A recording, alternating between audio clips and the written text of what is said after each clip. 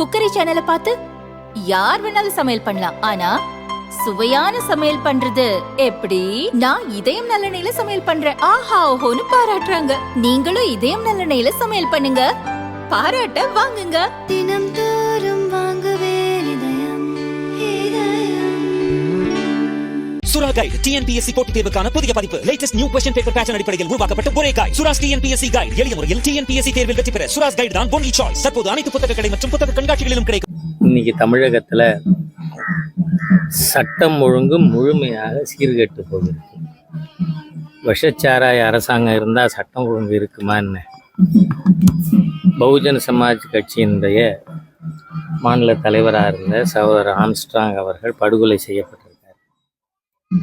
நீங்கள் அதில் பார்த்தா நாம் உன்னிப்பாக சில விஷயங்களை கவனிக்கணும்.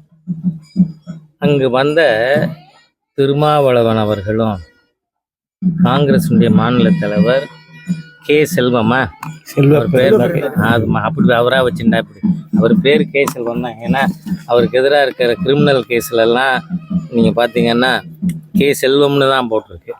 அதனால் அவங்க ரெண்டு பேரும் என்ன சொல்லியிருக்காங்க? சரண்டர் ஆனவர்கள் உண்மையான கொலையாளிகள் அல்ல. அப்படியானால் என்ன அர்த்தம்? கொலையாளிகளை இந்த ரெண்டு பேருக்கும் தெரியும்னு அர்த்தம் இல்லைன்னா சரண்டர் ஆனவங்க கொலையாளிகள் இல்லைன்னு எப்படி சொல்றீங்க?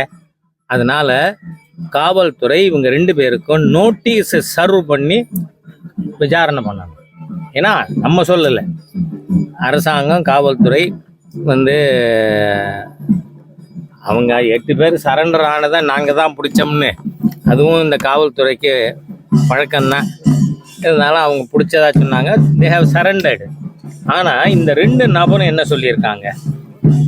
அவர்கள் உண்மையான குற்றவாளிகள் அல்ல. அப்படின்னா என்ன அர்த்தம்?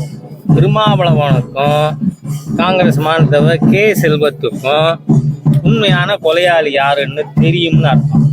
அதனால இவங்களுக்கு நோட்டீஸ் சர்வ் பண்ணி இந்த வழக்கில் முறையாக அவர்களை விசாரிக்க வேண்டும்.